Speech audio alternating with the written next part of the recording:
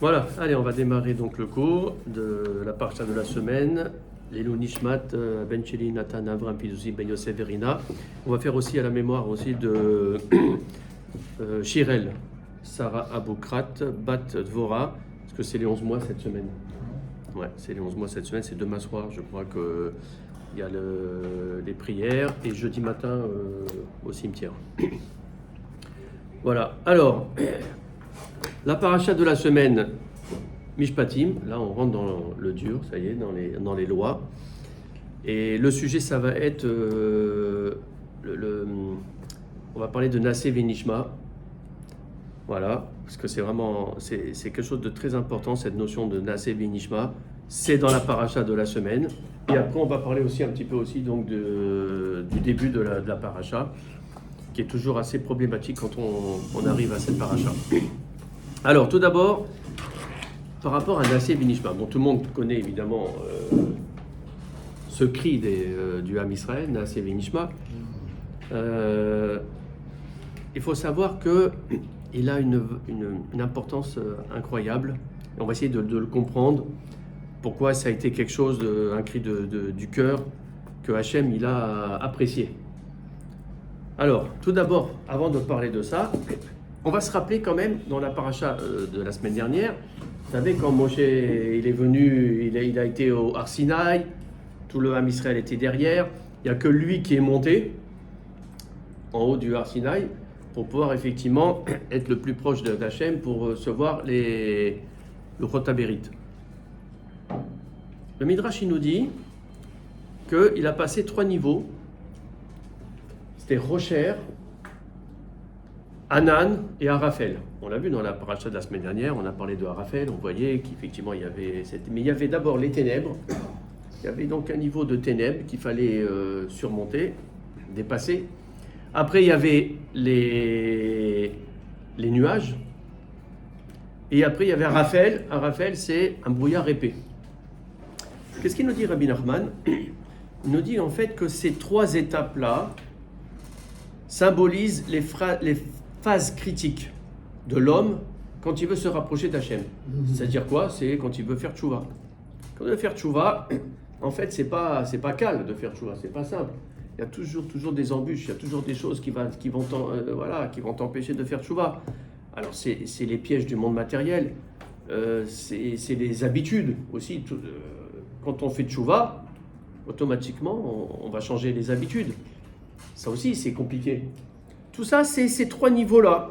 Moshe Rabbeinu, avant de recevoir l'étape de la loi, il a passé, et c'est grâce à lui qu'en fait, que tout le Ham Israël, il a passé ces 3 étapes, c'est lui qui l'a fait en fait. Il a passé ces 3 niveaux. Rocher, Hanan et Arafel. Ok? Maintenant, on va voir aussi, on avait vu qu'il y avait 3 types de lois, de commandements. Vous avez vu la semaine dernière, je vous l'avais dit. Il y a les Edim, il y a Mishpatim et il y a les Chukim. Edim, c'est les témoignages. On avait vu que c'était tous les mitzvot, Ben Adam, la Makom, donc entre l'homme et Hachem. Donc c'est les téphilines, c'est les mezuzot, c'est le Shabbat, tout ce qui concerne effectivement les lois entre l'homme et Hachem, c'est les témoignages, les Edim. On avait vu que Mishpatim, c'était les lois civiles. Ben Adam, la Chavero, entre l'homme et son prochain, c'est tout ce qui concerne les litiges qu'il peut y avoir, effectivement. Et les Chukim, on avait vu que c'était les décrets, qui n'avaient pas du tout d'explication, etc. C'est un décret comme par exemple le lait et la viande qu'on ne doit pas mélanger, on ne sait pas pourquoi, mais on doit le faire. Comme Shatnez, on ne doit pas porter un vêtement qui est mélangé de lin et de laine, comme les Kelaïm aussi, Kelaïm c'est tout ce qui est aussi, tout ce qui ensemence, tout ce qu'on ensemence, on ne doit pas mélanger les graines de différentes catégories. Tout ça c'est des lois qu'on ne comprend pas. Mais c'est des lois, effectivement, que l'on doit faire de la même manière. Il n'y a pas de différence. Ça, c'est les Chukim. Tout ça, en fait, si vous regardez bien dans la Haggadah, si vous vous rappelez bien les 4 enfants qu'il y a dans la Haggadah, le Chacham, il va en parler de ça. c'est marqué quoi? Chacham ma omer, ma aidot, v'achukim, v'amishpatim, asher tziva Hashem Elokenu, etrem. Qu'est-ce que c'est ces témoignages, ces lois civiles, ces décrets que Hashem, notre Dieu, il vous donne? Donc là, le Chacham, il pose cette question. Maintenant, on se pose la question, et nous, on se dit, bon, le Chacham, c'est pas n'importe qui, c'est celui-là qui est sage, qui pose des bonnes questions, avec une sagesse, etc. Pourquoi il nous pose cette question? Quels sont ces témoignages, ces lois civiles et ces chukim? Les décrets, on ne peut pas les expliquer. Elles n'ont aucune explication rationnelle, on vient de le voir.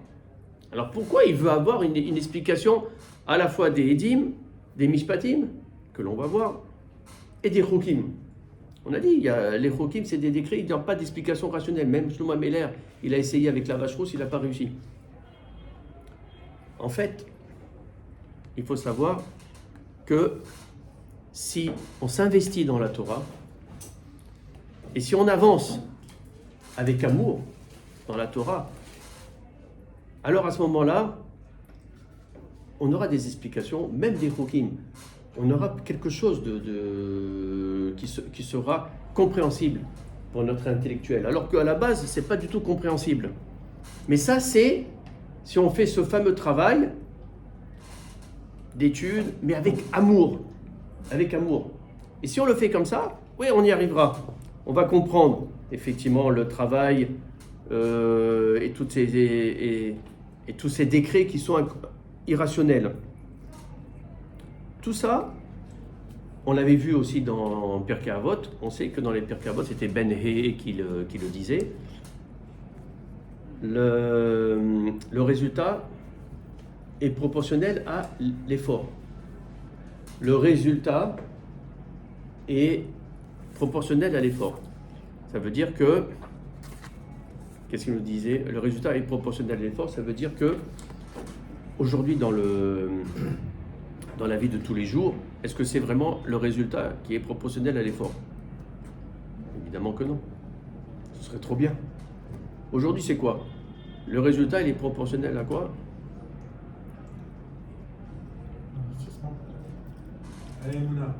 Non. Le résultat, en fait, il est... En fait, toute la société aujourd'hui, elle demande un résultat. Elle demande un résultat. Donc, et c'est pas l'effort qui est récompensé. Dans la Torah, c'est l'effort qui est récompensé. C'est pas le résultat qui est récompensé. C'est l'effort qui est récompensé. Et cet effort-là, justement, si on le fait avec amour, là, on arrivera effectivement à avoir la compréhension même des chukim qui sont complètement irrationnels. C'est le sens de ce fameux cri Naaseh V'nishma. C'est quoi Naaseh V'nishma? Qu'ils ont fait les... Alors c'est marqué exactement, Vayikar Sefer HaBerit. Alors ça c'est Moshe, il a pris le Sefer HaBerit. Vayikra Be'oznei Ha'am, il a lu aux oreilles du peuple. Vayomeru, et le peuple a dit Kol Asher Diber Hashem Naaseh V'nishma. Tout ce que Hashem il a dit, donc toutes les 613 mitzvot que tu viens de nous dire Moshe, Naaseh V'nishma, on va le faire et on va entendre. C'est plus tendancieux que ça, non? Il n'y a pas une histoire qui a une montagne sur eux quand ils disent ça? Oui, il y a un Midrash qui nous dit qu'ils ont accepté les 613 mitzvot parce qu'ils avaient cette épée Damoclès au-dessus de leur tête qui était que s'ils n'acceptaient pas, Ils mourraient tous. Voilà. Mais en fait, ce Naaseh V'nishma, on va faire et on va comprendre. Alors c'est le contraire, en principe d'abord, on veut l'explication, comme on a dit. Et après, on va faire. Non. Ça marche pas. Ce qu'il veut Hachem, il voulait d'abord qu'il y ait un cri du cœur. Montrer de l'amour. Naaseh V'nishma, ça veut dire, on t'aime. Hachem, on t'aime. Et on accepte. On va faire tout, même les décrets qu'on ne comprend pas. Mais après, V'nishma, on va étudier. Et là, avec l'étude et avec l'amour, on va commencer à comprendre. Mais d'abord, à la base, il faut que... Parce que si on fait les mitzvot, et qu'on a déjà compris le sens des mitzvot, on n'a pas de mérite. Le but, c'est de faire les mitzvot, d'abord, et après, tout au long de notre vie, de comprendre, pour les améliorer, mais surtout d'étudier et de comprendre. Et c'est comme ça qu'on y arrive. Et c'est ça le Naaseh V'Nishma. Et c'est là qu'intervient effectivement ce processus. On a un exemple aussi dans Ruth. On sait que Yitro a été choisi dans la paracha la semaine dernière parce que c'était un converti et que c'était l'exemple de la conversion. On a aussi comme on l'avait dit dans Shavuot, la Megillah de Ruth que l'on lit. Pourquoi ? Parce que Ruth aussi c'est l'exemple de la conversion. Voilà. Et comme Matan Torah c'est une conversion, donc voilà, on a pris deux exemples forts, Yitro et Ruth. Si vous vous rappelez bien, dans la Megillah de Ruth, on parle de quoi ? Au début, en fait, ce qui s'est passé, c'est que Ruth, elle a été avec sa belle-mère et c'est son beau-père. Malheureusement, le beau-père, il est mort, Avimelech. Après, c'est le mari de Ruth qui est mort. Après, c'est le mari de l'autre qui est mort aussi, de l'autre belle-fille. À la fin, Naomi, la belle-mère, elle a dit à Ruth, à ses deux belles-filles, qui étaient à la base idolâtres, elle a dit, bon, vous n'avez plus de mari, moi j'ai plus de mari aussi, vous êtes libre. Elle leur a dit, vous êtes libre, je vous libère, vous n'avez pas besoin de rester avec moi, dans le sens où si vous restez avec moi, vous allez encore continuer à pratiquer ma religion, Torah et Mitzvot. Bon, je vous libère. Et on voit que dans cette Megillah de Ruth, à 3 reprises, Naomi, elle leur dit, mais non, si vous voulez, vous êtes libre, vous êtes libre. Et malgré les 3 reprises, il y en a une qui a dit, ok, je m'en vais, et l'autre, Ruth, elle a dit, non, je reste. Où tu vas, j'irai, et ton Dieu sera mon Dieu. À partir de 3 fois, là, Naomi, elle a accepté. Et bien, figurez-vous que quand il y a une conversion, on a l'obligation d'objecter la conversion. Les rabbinim, ils vont à 3 reprises essayer de dissuader la personne de ne pas se convertir. Parce que nous, vous savez, la conversion, c'est pas comme les musulmans. Nous, c'est très dur pour se convertir. On veut être sûr que c'est sincère, etc., évidemment. Et donc, ça vient de là. Le rabbin, il doit objecter, effectivement, lui faire comprendre que non, il ne faut pas se convertir. Une fois. Le mec, il dit non, je continue, non, je veux me convertir. Une deuxième fois, il lui dit un autre jour, tu sais, je te conseille, ne te convertis pas, c'est compliqué, etc. Mais il veut toujours. Une 3e fois, si au bout de la 3e fois, il accepte toujours, alors là, on va entamer le processus de conversion. D'accord ? Ça vient de là. Et ça rejoint les 3 niveaux que Moshe Rabbeinu, il a dû emprunter pour arriver à accéder à l'Uchot HaBerit, aux 10 commandements. Rocher, Hanan et Arafel, c'est ces 3 niveaux-là que en fait on est obligé de passer quand une personne veut faire tchouva. Alors quand il y a la conversion, mais quand on va faire tchouva aussi, parce qu'on est tous passés par ça, par la tchouva, chacun son niveau, mais quand on veut faire tchouva, ben voilà, c'est la même chose. On a des étapes à passer. On a des épreuves. On a 3 niveaux. Et bien c'est ça, c'est exactement ça. Comme pour la conversion. Et une fois qu'on arrive à la 3e niveau, c'est bon. Là c'est acquis. Et le processus de la tchouva, il est enclenché. Et bon, Hachem, ça va. C'est ça, le Naaseh V'Nishma. C'est exactement ça. Naaseh V'Nishma, en fait, Hachem, il a été conquis quand il a entendu ça, ce Naaseh V'Nishma. Alors c'est vrai qu'il y avait cette montagne qui pouvait effectivement les enterrer s'ils ne les acceptaient pas, parce que Hachem, il avait peur. Comment tu vas accepter une Torah où il y a 613 mitzvot, tu sais pas, tu comprends pas, tu n'as pas étudié, comment tu peux dire, on est d'accord, on accepte ta Torah? C'est compliqué, c'est pas évident. C'est pas comme une vente forcée, du coup? C'est pas une vente forcée. Naaseh V'Nishma, c'est un cri du cœur, et Hachem, il a été conquis, il a été adoré. Alors maintenant, et pour finir sur ce sujet-là, faut savoir que la Megillah de Purim, justement, qu'on va lire bientôt, Megillah d'Esther, c'est considéré aussi comme un Matan Torah et un Aseh Venishma. Hein. Pourquoi? Parce qu'à la fin de la Megillah, on va lire Kiyemu ve Kibelu à Yehudim. Et ce Kiyemu ve Kibelu à Yehudim, ça veut dire qu'ils ont fait et ils ont accepté et ils ont reçu. C'est comme Naseh Venishma. C'est comme un Matan Torah. Mais là, en revanche, les rabbinim ils nous disent, contrairement au Matan Torah qu'il y a eu la semaine dernière, où là, c'était effectivement dans la peur, etc., la crainte et tout, et malgré tout, il y avait ce cri du cœur. En revanche, dans la Megillah d'Esther, là, en revanche, c'était quelque chose de réfléchi, de préparé. Ils ont jeûné pendant 3 jours, ils ont prié pendant 3 jours, ils ont fait un travail extraordinaire de tchouva. Et là, donc, ils ont Kiyemu ve Kibelu, c'est beaucoup plus fort et plus intense. C'est pas l'amour, bon, c'est déjà beau, ça, c'était ce qu'il fallait au début, n'importe comment, on n'avait pas le choix. Mais là, on était déjà dans la connaissance de la Torah. Et là, on avait quelque chose de beaucoup plus profond. Mais ça rejoint un petit peu. Voilà donc un petit peu ce qu'on peut dire sur Naseh Venishma. Et maintenant, on va revenir sur le début de la paracha et sur les Mishpatim, sur les lois. Et on va voir que on va finir quand même sur Naseh Venishma parce que ça a un rapport. Alors, cette paracha qui traite des lois, surtout civiles, mais pas que, hein, moi, c'est vrai que quand j'étais novice dans la Torah et dans l'étude, et que j'arrivais à cette paracha, j'étais paumé, je ne comprenais pas du tout. On parle de quoi? On parle du Kitikne Eved Ivri, on parle de l'Eved Ivri, de l'esclave hébreu. Et c'est quoi pourquoi la Torah, tous les ans, elle nous parle de ça? Est-ce que ça existe, l'esclave hébreu aujourd'hui?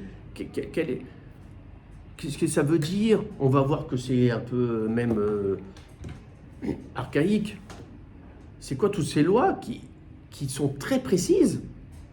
On ne peut pas parler de généralité, de quelque chose de plus, voilà, de général. On va parler des lois civiles et tout ça, autant de nous dire des généralités, etc., comme ça on avance bien. Non, on va parler de quelque chose de très précis qui en plus n'existe plus du tout. C'est quoi ça? Kitikne Eved Ivri. Alors l'Eved Ivri, alors là il faut savoir qu'il y a beaucoup de choses à dire sur l'Eved Ivri. C'est surtout dans Masechet Kedoshin qu'on en parle de l'Eved Ivri. Alors c'est quoi l'Eved Ivri? Il y en a 3 types d'Eved Ivri. 3. L'Eved Ivri, donc comme le dit son nom, c'est un esclave juif. Alors la différence de l'Eved cananéen, Canaani, l'Eved Canaani, ce qu'on appelle l'esclave cananéen, lui, ça n'a rien à voir. C'est des lois différentes. Là, on parle de l'Eved Ivri, parce que sinon, il y a trop de choses à dire. Il y en a 3. Comment on est Eved Ivri? Alors, c'est dans le cas où une personne, elle a volé une autre personne et qu'elle n'arrive pas à rembourser. Voilà, elle a été attrapée, évidemment, et elle ne peut pas rembourser. Alors, le tribunal va vendre cette personne, c'est le tribunal qui va le faire donc, qui va vendre cette personne à qui? Celui-là qui a été volé, qui devient le maître. Et de cette manière, donc, il va rembourser sa dette. Pendant 6 ans, maximum, la 7e année, il sera, quoi qu'il arrive, libéré. Alors déjà, vous voyez, on entend ça, on se dit, mais c'est quoi? C'est barbare, c'est quoi ces trucs-là? De quoi on parle? On ne comprend pas, on dit, c'est ça. On commence à parler des lois de la Torah, on ne comprend rien. Le deuxième type de Eved Ivri, c'est... Alors on a vu celui-là qui était effectivement, qui a volé. Le deuxième, c'est celui en fait qui se vend au tribunal, au Sanhedrin. Pourquoi? Parce qu'il est tellement pauvre, il peut plus. Ou alors il va mourir de faim. Alors qu'est-ce qu'il fait? Il va voir le Sanhedrin, il dit voilà, je me vends. Ça veut dire, je viens vous voir pour que vous me vendez à une personne qui a besoin de travail. Comme ça, je travaille pour lui.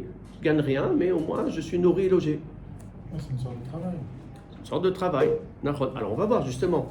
L'Eved Ivri, c'est marqué esclave hébreu, mais on va voir que ce n'est pas un vrai esclave. C'est entre l'employé et l'esclave. On va voir, effectivement. Le troisième type, c'est celui qui a été vendu à un non-juif. Un juif, il a été vendu à un non-juif. On n'a pas le droit en principe, mais bon, il travaille pour un non-juif. Alors là, la Torah nous dit, tu as l'obligation de le racheter. Et que ce soit toi, le juif, qui t'en occupe, qui devient le maître de ce juif. Parce que c'est pas bien de laisser un non-juif chez un maître un juif chez un maître qui est non-juif. Vous avez compris? Donc voilà les trois cas d'évêque d'Ivry. Alors maintenant, c'est quoi un évêque d'Ivry? Effectivement, c'est pas vraiment un esclave. C'est même pas du tout un esclave. C'est plus comme un employé. Mais bien sûr, ça ressemble un peu à l'esclave dans le sens où il n'a plus la main pour lui, l'évêque. L'évêque d'Ivry. Alors en fait, c'est quoi? Dans Masechet Kedushin, il est marqué Mikone évêque d'Ivry, Kekone Adam Liasmo. Celui qui achète pour lui un esclave hébreu, un évêque d'Ivry, c'est comme si il s'achetait un maître pour lui. Il s'achetait un maître pour lui. Ça veut dire quoi? Ça veut dire que la Torah nous dit, attention, c'est pas un esclave. Alors c'est vrai que l'évêque d'Ivry va travailler pour toi. Il va travailler pour toi 6 ans maximum. Mais, un, tu dois le respecter. Et deux, en fait, on va voir qu'il a un statut comme le maître. Ça veut dire quoi? La Guémara te dit, ce que tu manges toi, tu dois le donner à ton esclave, Ivry. Il doit manger la même chose. Tu manges du foie gras, tu dois lui donner du foie gras. Tu manges, je sais pas, d'Abkela, tu dois donner d'Abkela. C'est pas que parce qu'il est esclave que il doit manger moins que toi, des choses de... Pas du tout. Tu dors dans un beau lit, il doit avoir le même lit que toi. Tu as des habits, tu dois avoir les mêmes habits que toi. Carotte, c'est esclave. Bon, alors, c'est très complexe. Et c'est pour ça que je voulais qu'on parle de cette loi. Parce que la question est pourquoi la Torah elle commence par ça? Il doit y avoir quelque chose. Et donc voilà, on commence à comprendre un petit peu c'est quoi l'évêque d'Ivry. Alors maintenant, ok. Mais alors, en quoi c'est louable? Pourquoi nous c'est mieux que les autres? Un voleur en France, il va, soit c'est financier et dans ces cas-là il rembourse, soit alors c'est du pénal. Il fait de la prison. Nous, il n'y a pas de prison, nous. Nous, on est... C'est un peu comme la prison, mais il devient l'esclave, il doit effectivement rembourser tant qu'il n'a pas l'argent pour rembourser, mais il est considéré. Il est considéré. Alors maintenant, en quoi c'est louable? Bon, si on prend le cas du voleur, on a compris que c'est mieux qu'il soit en prison, il vaut mieux le mettre effectivement chez la personne qui l'a volé. D'abord parce qu'il va y avoir des rappeurs humains qui vont se faire. Il va quand même se repentir, le voleur. Tous les jours, il va être avec celui-là qui l'a volé. Donc déjà, c'est quelque chose. C'est pas que... Donc là, il y a déjà ce rapport humain qu'il va falloir...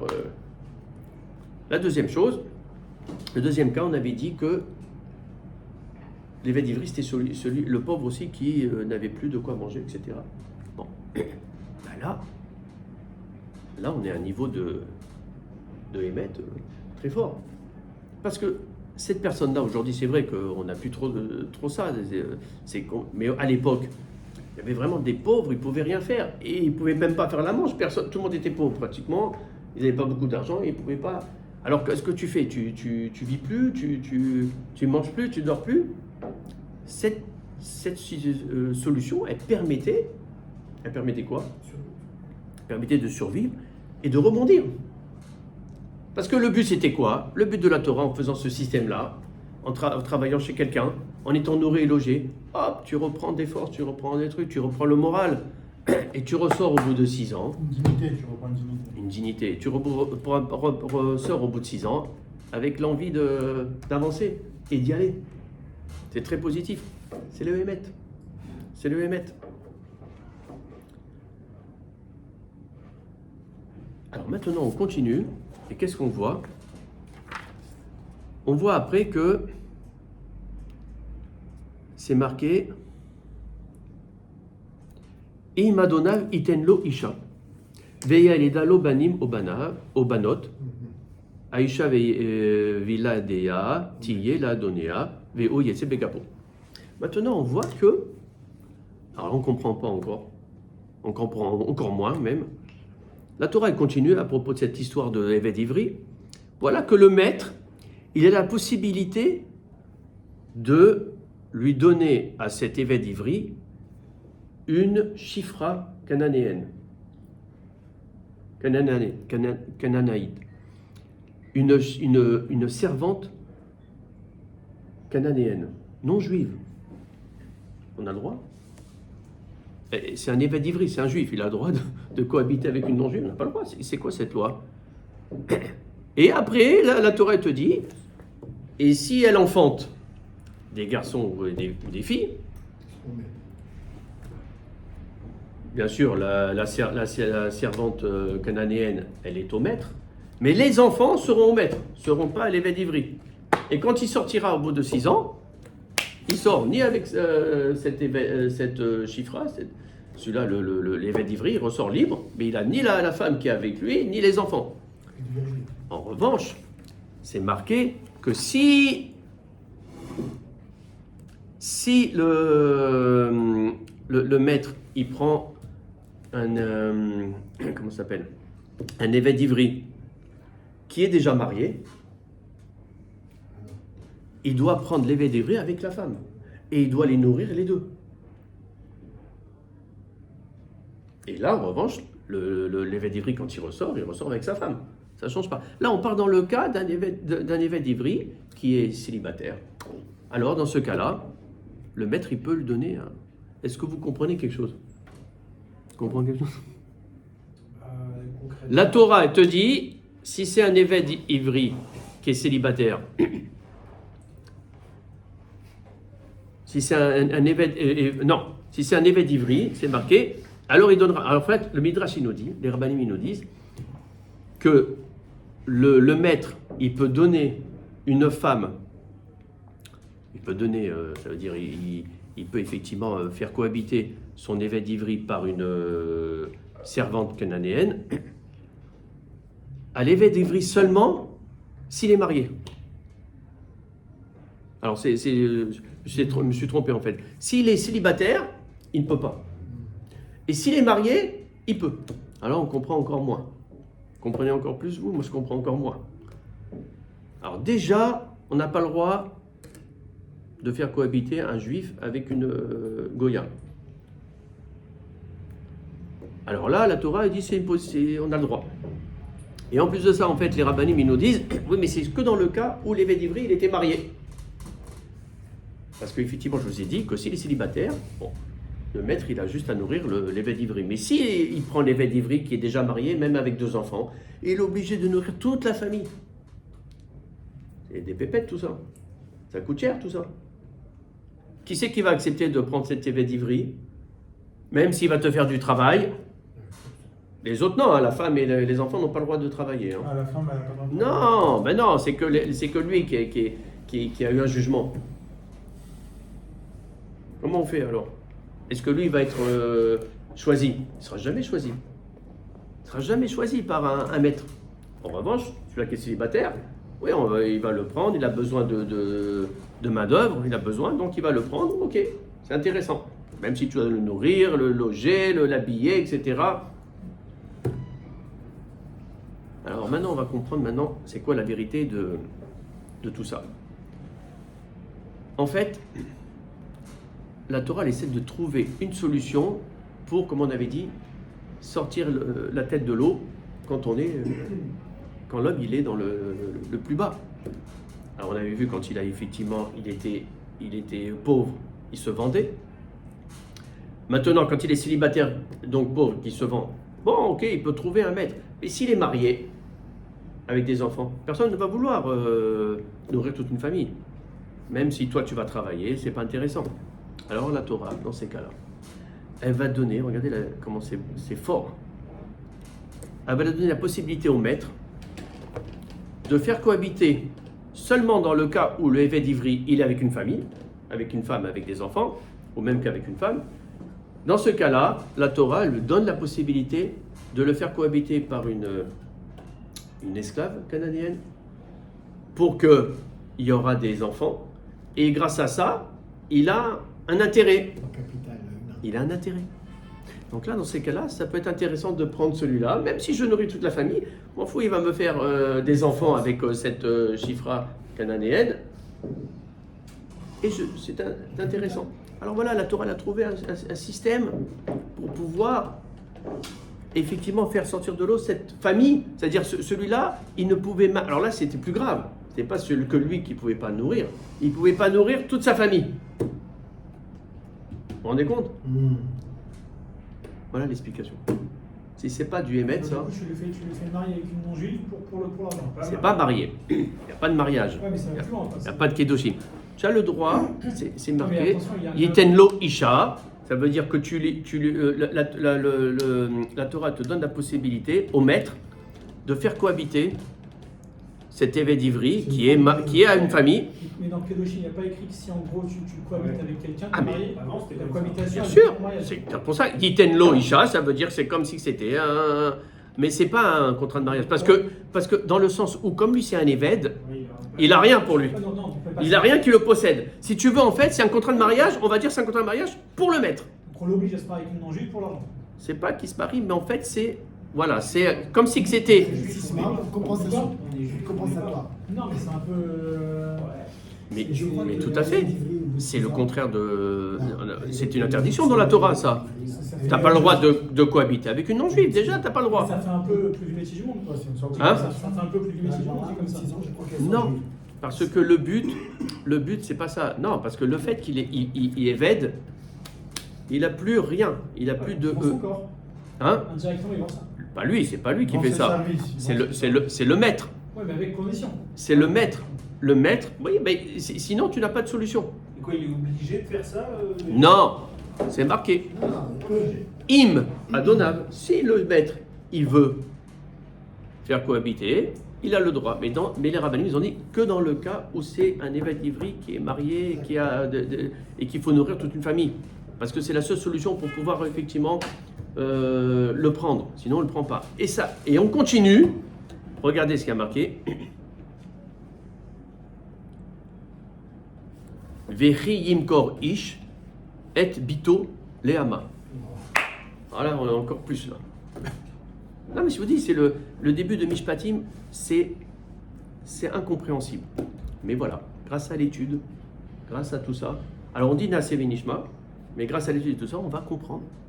On va approfondir, on va comprendre la vérité. Parce que nous, pourquoi on ne comprend pas? Parce que nous, on n'est pas dans le monde de vérité. Donc nos yeux, nos oreilles, tout ce qu'on voit, tout ce que nos sentiments, c'est que du faux. On ne comprend pas la vraie vérité. La vraie vérité de la Torah, elle est limpide, pure. Mais nous, on ne peut pas. On ne peut pas, on a trop de clipotes. On ne peut pas comprendre tout ça. Travaille dans la Torah. Imprègne-toi de tout ça. Et là, tu enlèves toutes tes clipotes. Et là, d'un seul coup, tu vas commencer à voir émerger la vérité. Maintenant, qu'est-ce que nous dit la Torah? Vechiyim kor. Ish et bito leama. Et si un homme, il vend sa fille comme servante. Quoi, maintenant, alors on va vendre sa fille. Alors déjà, lui, il se vendait, etc. Alors on est dans le cas où, effectivement, c'est un homme qui est pauvre. Mais là, il peut quand même subvenir à lui et à sa femme. Mais apparemment, il n'a pas assez pour ses enfants. Alors, qu'est-ce que dit la Torah? Dans ces cas-là, l'homme, il peut vendre sa fille au tribunal. Et donc le tribunal va le vendre la fille. Alors on parle d'une bito, c'est une tana, ça veut dire que bien sûr elle n'est pas majeure. Si elle est majeure, il n'a plus la main sur sa fille. On sait que le père il a la main sur sa fille, comme le mari il a la main sur sa femme. Parce qu'en fait la femme c'est dans Kedushin, c'est pour ça qu'on parle de l'évêque d'Ivry, tout ça dans Kedushin, c'est exactement la même chose, c'est un kinyan, c'est un achat. Hein. Ça, j'avais fait le cours l'année dernière, extraordinaire, j'essaierai de peut-être le refaire, parce que ça vaut le coup de faire une khazara.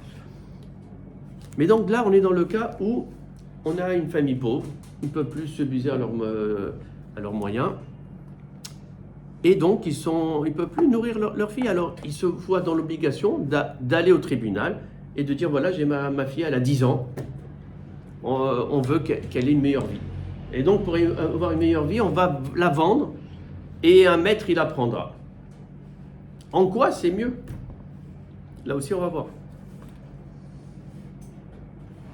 Imra'a bene adonea, asher lo yada, ve'evda, le amnochi, lo yimshol.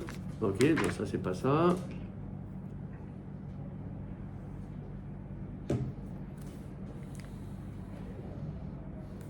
Voilà.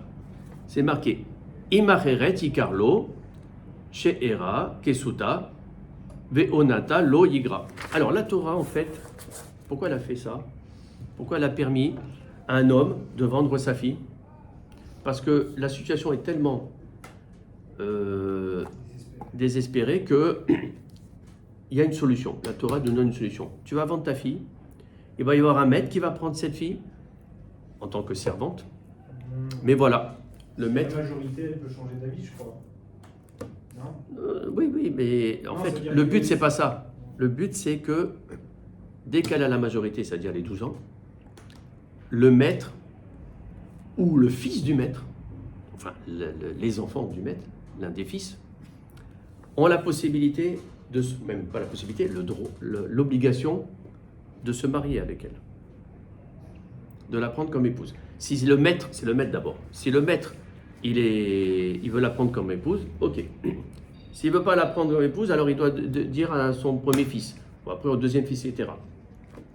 S'ils ne veulent pas, C'est vraiment dégueulasse. Libéré. et s'ils ne veulent pas, à ce moment-là, elle est libre. Là, elle peut être libérée, effectivement, à partir de la majorité. Alors là, oui, on croit que c'est encore pire. On se dit, mais là, c'est barbare de chez barbare. Ouais, c'est barbare. quand même. Alors que pas du tout. Parce que nous, on comprend rien, on comprend tout à l'envers. La Torah, elle est en train de te dire, mais regarde comme c'est beau. Cette fille-là, qui est une mendiante, qui va travailler pendant 2-3 ans chez ce maître, Elle devient- au bout de 3 ans, Elle devient la princesse. le maître, on va dire le fils du maître, il est d'accord pour l'épouser. Qu'est-ce qu'elle passe? Elle passe du statut de servante à... Mais si elle est d'accord, elle n'est pas forcément d'accord, elle est obligée. De quoi? Si un des fils Elle est a- d'accord, Non. elle est obligée. Il faut qu'il y ait un accord. Parce que là, c'est un vrai mariage, là. Là, c'est un vrai mariage. Si elle n'est pas d'accord, elle n'est pas d'accord. Ah, Donc voilà. il n'y a pas d'obligation. Il n'y a pas d'obligation. Non. Non, mais mais bien sûr qu'elle va elle va vouloir.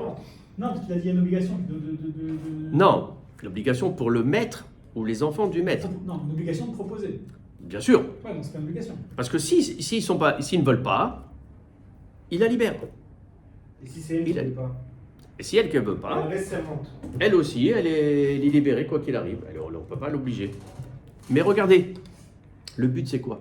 C'est de faire passer le statut de cette petite mendiante, qui est devenue une servante, à un statut de Maîtresse. maîtresse de maison. Avec tous les pouvoirs qu'elle a, etc. Avec Bon, quelle est la différence? Parce qu'en fait, le maître aura toujours la main sur sa femme. Si elle devient la femme, c'est la même chose. Sauf que la différence, c'est que là, elle n'a plus le statut de chifra, de servante. Donc elle n'aura plus besoin de travailler pour elle, etc. Elle a des obligations familiales, etc. Mais ce n'est pas la même chose. Mais quoi qu'il arrive, elle possédera la moitié, etc. Enfin, je veux dire, bon, ça n'a rien à voir. Ouais, c'est élevé dans la Et en règle générale, c'est qui les maîtres? C'est des riches. C'est des riches. Donc ça veut dire quoi? Ça veut dire que cette femme-là, d'un seul coup, elle va pouvoir, et elle va devenir une femme avec un statut, etc. Et pouvoir construire une vraie vie, etc. Alors oui, c'est vrai que nous, on a l'impression que, vous voyez, ça rejoint le Naaseh V'Nishma. Je vous dis, quand on reçoit, moi je me mets à la place des bénis Israël quand il y a eu l'étape de la loi et que tu as tous ces mises-votes là qui arrivent et tout ça. Comment tu veux comprendre, accepter, machin et tout ça? Ça a été très compliqué. S'il n'y a pas ce cri du cœur ou il n'y avait pas cet amour à ce moment-là, c'est impossible. C'est ça, Naaseh V'Nishma. Parce que là, toutes les lois, là, quand on les voit, là, au début, on se dit, mais on ne comprend rien. Ça ne peut rien dire. Pas du tout. Non seulement, il y a un sens de vérité, il y a un sens de respect de l'autre. Parce qu'on voit que tout ça, c'est pour essayer de respecter la dignité humaine. Pas plus que ça. C'est-à-dire même que quand tu es affranchi et tu deviens un serviteur, malgré tout, tu es un juif et tu dois avoir le minimum de dignité humaine. Et c'est pour ça qu'on doit effectivement le respecter comme un maître. Qui connaît Eved Ivri, mi connaît Eved Ivri, qui connaît Adam Liasmo. C'est ça qu'il faut comprendre. Et donc c'est ça toute la subtilité de ces lois. Et c'est pour. Alors maintenant on comprend pourquoi la Torah dans Mishpatim, elle a commencé par des lois très éloignées, des lois très précises. Alors que elle aurait dû commencer par des lois générales. Des lois générales, ça va, c'est bien, ça avance bien, on avance bien. Là, on parle de choses complètement éloignées et très précises. Parce qu'à partir de cette précision-là, cette loi très précise, on va pouvoir généraliser. Déjà, on a compris qu'il faut respecter l'autre, la dignité humaine. Ve'avta l'iracha kamocha, c'est exactement ça. Elle est déjà là. Or, on sait que Ve'avta l'iracha kamocha, tu aimeras ton prochain comme toi-même. Ze'aklal batorah. C'est ce qui est écrit dans la Gemara et ce qu'avait dit Rabbi Akiva. C'est exactement ça. C'est le principe de Naaseh Benishma. Ça veut dire le cœur. Quand on fait effectivement fait les choses avec amour, alors on dévoile des secrets qui sont cachés et on comprend la vérité. La vérité, elle est très très dure à comprendre. Elle est même impossible dans ce monde. Un monde de sheker, de mensonges. Donc, à 120 ans, si Dieu veut, au Lamaba, on comprendra d'un seul coup tout, mais là, on ne comprend rien. Et la Torah, elle commence par ça. Les premières lois, c'est pour te dire, tu vois, tu ne vas pas comprendre grand-chose. Alors approfondis dans ton étude, avance, et là, tu vas voir, c'est quoi l'enseignement. Et l'enseignement, c'est respecte la dignité de l'autre. Bon, les lois civiles, c'est d'abord le respect des autres. Et c'est ça, Mishpatim. Une fois qu'on a compris ça, on a tout compris. Alors espérons qu'on avance bien dans ça et qu'on se renforce dans l'amour du prochain. Et c'est comme ça que Mashiach il viendra Amen. rapidement. Bravo, monsieur.